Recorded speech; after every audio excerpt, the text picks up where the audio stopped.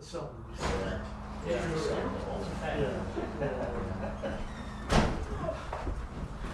Good afternoon. Good afternoon. Afternoon.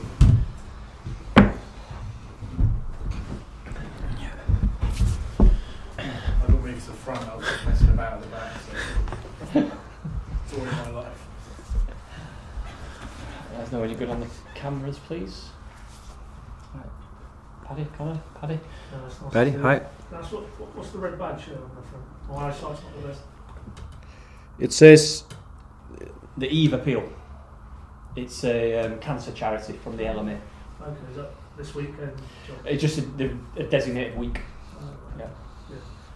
Anyway, moving on. You knew that, obviously, yeah. There's only one place to start, I think, Johannes.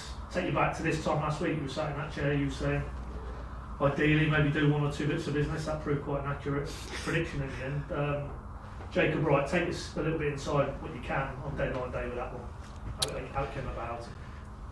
yeah, but he was a player that we quite early in the window discussed a couple of times because he's obviously a good player and he's a perfect fit for the way that we want to go and the way that we want to recruit players, and it fits perfectly into the way that we also want to play football, and his character is great as well. So it was natural for us to see if that was an opportunity. Then I think at some point in the window it seemed like it was not really that realistic because of the price and everything around that.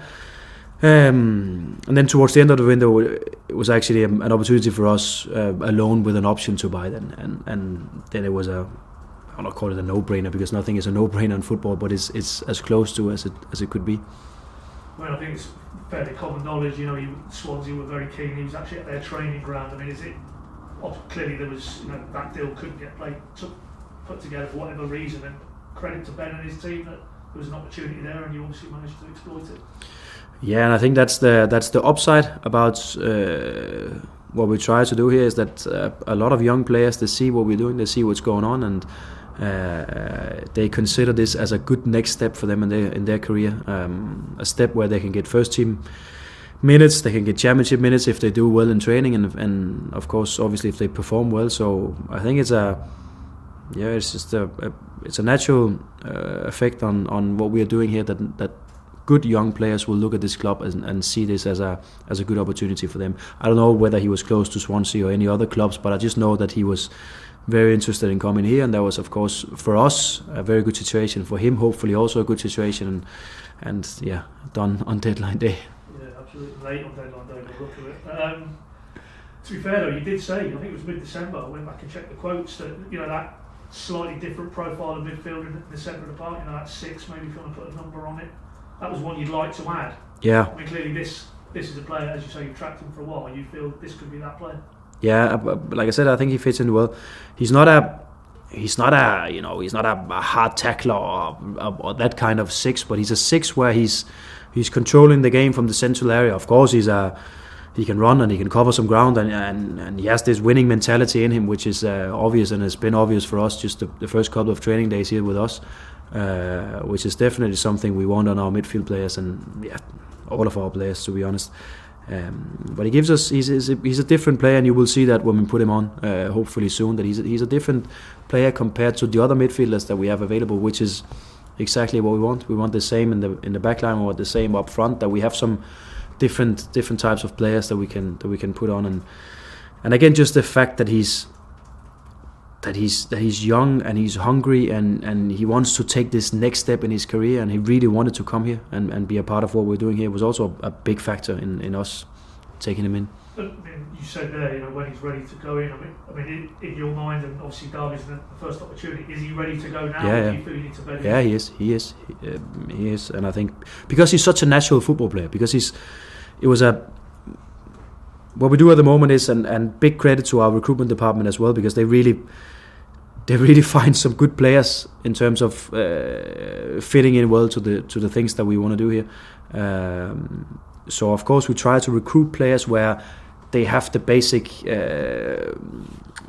skills to play our game, and of course that's also part of why I think it's realistic that we can bring him into the game tomorrow. probably not as a starter. It's too early, but to be around the team, I think it's realistic, and I think he's fit. He's in a good shape. He's been training with Man City for the whole season, been playing under 21 games. So in terms of match fitness, he's more than ready. And obviously the other deal, which was announced a little bit earlier on deadline, Rory McConville, a young centre back from Brighton. A lot of the things maybe you've said about Jacob there probably apply to him as well. But what did you like particularly about that profile of player? One thing that comes out or stands out very, very clear is his character, his personality, where he's so eager to learn. He's so interested in his own development, how he can do things a little bit different to gain something at the end. He want to be in an environment where this is the culture where players, they are on the pitch a little bit extra, even though the session is over. He wants to be out there and train some small details in his game, and that's a big thing. Then he's a ball-playing centre-back, which is important for how we play. There needs to be a certain level in terms of what they can do on the ball and how comfortable they are on the ball, and he can do that. So with his personality, with his technical skills, with his mindset also in defending, I think he's a great header as well. Also has a good size for being a centre-back in the Championship. So he's one where this first 6 months here will probably be a little bit about learning the Championship and for him to find the minutes where he can get in and get some experience, but definitely one for the future. But still, I think it's realistic to expect some performance from him also quite soon. Well, I mean, again, I was just going to ask, from what you've said there, it sounds like maybe not quite in terms of your forefront, you think it's as Jacob might be moving forward in the short term? Now there's competition, and I think it's not many times you have asked me that question during this season, that now you have to actually select some players and deselect some other players, which is exactly what we want to do. Not because we love to deselect players, but because we love that there's competition when we train out there every week, and you can get into a position, you can get a position in the team on the Saturday if you train well during the week. That's exactly what we want. So no, I cannot say that he will just go in from the start to play, but I can say if he trains well and he performs well, then there's a possibility that he can go in. It's also fair to say that we have some good centre backs already, and they're performing well, and they're getting better and better and better, and we try also to have some consistency around that group. But we need and we like performance and competition in training, because that's how we want to do it. And clearly, it's obvious, the link between both of those, both young players educated at Premier League clubs on the cusp of maybe taking the next step in their careers. As a coach, there's no reflection on the players you've got here or the ones you inherited when you came in, but you must feel to have that quality raw material almost gives you the best chance to translate your ideas onto the, your coaching ideas onto the pitch. Yeah, and the fact is that often young players, they arrive hungry. They arrive like that. They really want to get in there, and they take all the minutes they can get, and they want to take everything out of a training session that they can possibly get out of it. And they actually, both of them, they first day in the building, they asked me for, do we have some kind of presentation where I can get them, up to speed in terms of how we build the game and our defensive game and so on. And they were asking themselves, because they're so eager to learn and take the next step in their career. So that's always interesting to work with as a coach, when I don't have to push everything. It doesn't always have to come from me, but now it's also for the players. So that's always interesting. We're still, like I've also said many times, we have to find the balance, and we have to get that balance right, because we still need the Kenny McLean, we still need the Shane Duffys out there, we still need the Angus Gunns out there, where they can give the experience, the knowledge on the league, but also still the performance, and that's really important for us to have that balance right. Zooming out, how did you assess the window?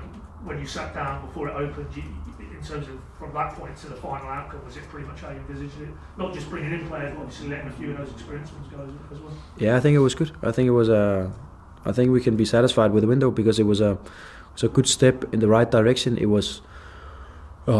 is players that we think is both players for now, but especially for the future. And I think it was another step in the strategy direction. So I think in many ways it was good for us, and some of the players where they probably were asking for a little bit more game time or a little bit bigger role in the group, we could find other clubs for them as well. So we've made another little shift in the group of players that we have, and that will continue on for the rest of the season, and of course leading into the next transfer window this summer. But I think we have done well without doing too much, but still making sure that we follow the plan.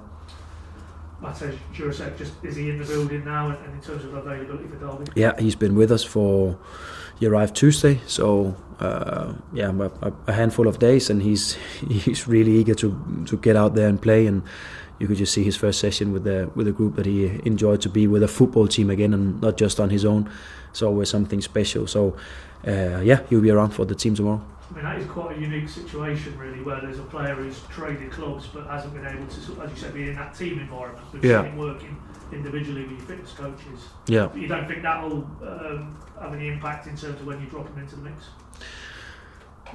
It's not ideal to have 2-3 weeks on your own and not being with the football team, but that's how it is. We also tried, like with some of the other young ones that we have brought in, not to put too much pressure on them in the beginning, because they have to learn so many things, and it is just it's a difficult league, it's a tough league to come into.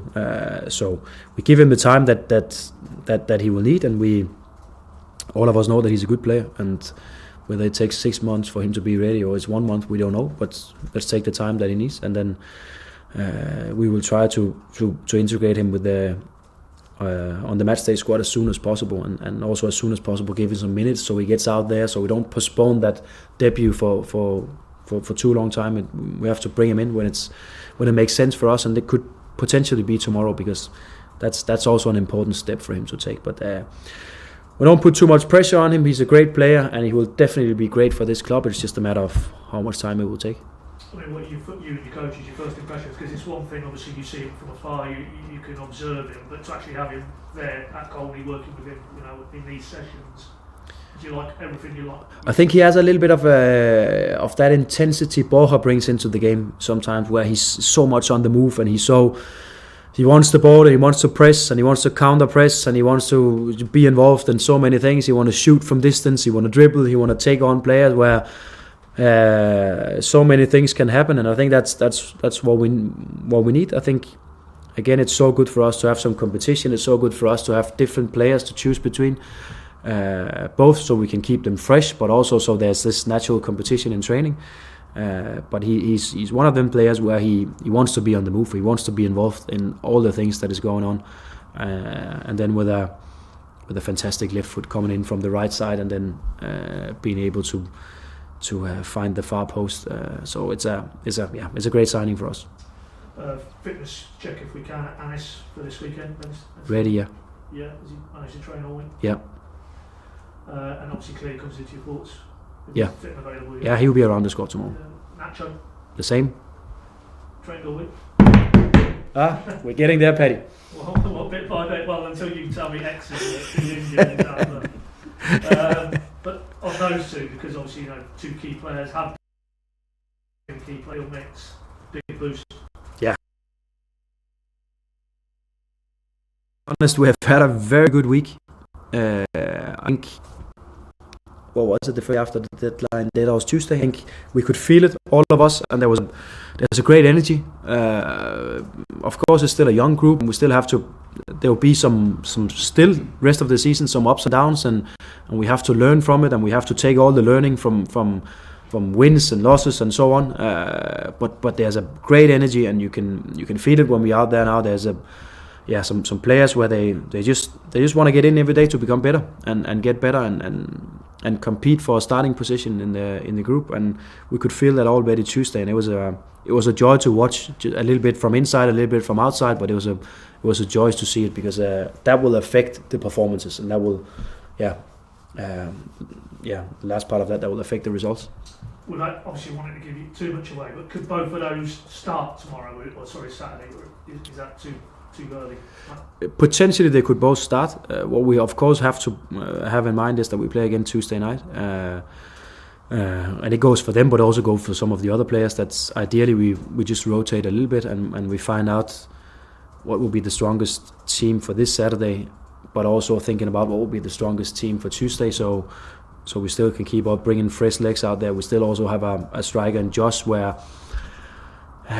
we have to be still a little bit careful and not just make him go 90 minutes all the time, because last thing we need with him is a re-injury. So there's some players out there where we do that puzzle, and we say, okay, it's a 3-game week, what would be best for them? But again, more players available give us more options and give us at the end more quality. On with the knee issue, is he available this weekend? No, he will not be, and I think probably he'll be out next week as well. I think that's what I just heard today, that he's not really feeling that much better in his knee. He can still feel the pain, so I think realistically we talk on the backside of the whole game. If before that, then I think it's because we have done something really good in rehab. Apart from obviously the ones we know, the longer term ones, any others maybe off the back of Watford fitness wise concerns this weekend? No, and everything has been for every team mailing in time. So also in terms of that, we are where we're supposed to be. So no, it's Unel out still, and it's Forson out still, and it's Gabe, and it's Gipsy, and it's Tony Spring it for rest of the season, as we spoke about a couple of weeks ago. Archie Mayer, he's back in the building with a broken finger. Couple, if I can, just sort of postscript on Watford. Cordoba, is that case closed, that disciplinary issue? You said he wouldn't be in your thoughts for Watford because of that, but this weekend no issue then? No issue, and like I said, everyone has been there on time, so no issues regarding that. No, that's how it is. We do things in a very clear way, and everyone know about that. So if you step out of that, there's a consequence, but we're also there to support and get on going again. So. And the other one, obviously, going to ask you again, Tom Cleverley's quotes. I know it wasn't probably fair to ask you straight after the game because you hadn't read, you hadn't watched them. Have you now done that? And what did you make of, effectively singling out your players for criticism? Yeah, but I will say the same. I think it's fantastic when the other coaches are so interested in our players. That's honestly what I mean. And I think we are realistically becoming one of those teams where there's a lot of attention, both the way that we want to play and because we have interesting players. So it's I take it as a huge compliment. But clearly not something you would do, is come out and criticise other teams' players. No, because without being disrespectful, I love my players in there, but they also a handful, some of them, so I don't have the time to talk too much about all the other players. Yeah, I think they've had their red card upheld, so, which he was adamant would get overturned, but anyway, we'll leave that one there. Yeah. Derby, 7 straight defeats. From the outside, looks like they're struggling. Manager, I think I saw in his press conference, he's batting away questions on his own future. You can see the narrative. Is that what you've just got to guard against a little bit? That maybe outside of the bubble, the expectation is you win this game. Yeah, that's a part of it. And the last thing we can do is to be arrogant in our position and say that, or expect that we can play tomorrow on only 80-90% and then still expect to get a result, because that's definitely not the case. We have to do everything we can, and we have to be as disciplined in some of the other good performances we have had. We have to be as disciplined in tracking back, in defending the box when we have to. We know that's playing against the Derby side where they are so direct and they are more or less taking every opportunity there is in the game to bring crosses into the box. If they have a free kick on their own half, they bring it into the box. And it doesn't take much in those situations that it can drop down and be a second ball and deflected shot, and then we concede a goal. So the concentration playing against teams like that simply needs to be on top level, because the last thing you can do is to go into a game like that and see, okay, they are here in the table, we are here, should be a difference, and okay, that's just how it is. No, it's not like that. And in the Championship, we see that week and week and week after week, that we cannot predict the results, because then there's a team where they probably went a little bit down on all their normal things and were just 5% off it, and then it's an even game. So no, I think if we are at our best and if we manage to be 100% focused and concentrated and play with all that hard work that we've brought into the performances recently, then we should win the game. But it takes something to get up there. And of course, if you needed a cautionary note, you should go back to that away game and how tough that was for you. Exactly, and we know that, and we've seen it so many times this season. So So we know that we have the experience in playing against teams like that. It's going to be another difficult one tomorrow.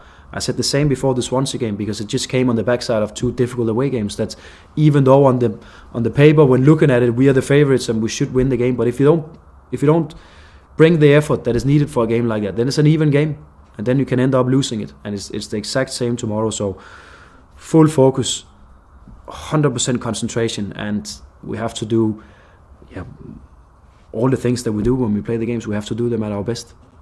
As you say, full focus clearly just on this game tomorrow, but you look at it now, you're 2 points off the top 6, 2 places, I think 5 of your next 7 at home. Does it feel inside the camp this could be opening up for you now? So the only thing I will say, because all coaches, they look at the standings, they look at where they are, but some coaches don't pay too much attention to it, and I'm one of those. So it's not that important for me at the moment, because I can also see it is 1 point difference, and then you can be 12th in the league. So that's not really important for me. The important thing for me is that I can see we're getting better, and as long as I can see that, then there's a realistic chance that we can be around the playoffs when we are reaching or entering the end of the season. And I think that's realistic for us. That should be our ambition, to go up there, and also with the recent results and performances, it should be realistic, and we should be in and around it. But it requires so much before that, and it's only one bad result or bad performance, and then you're some points away again, and that. So it shouldn't take too much of our focus, but the focus is for us to getting better week after week after week, and we are trying and we're doing our best, and we're still making mistakes on the way, but we also know what we can do when we are at our best, so I hope for that tomorrow. Thank you. Thanks, Paddy. All good. Cameras on.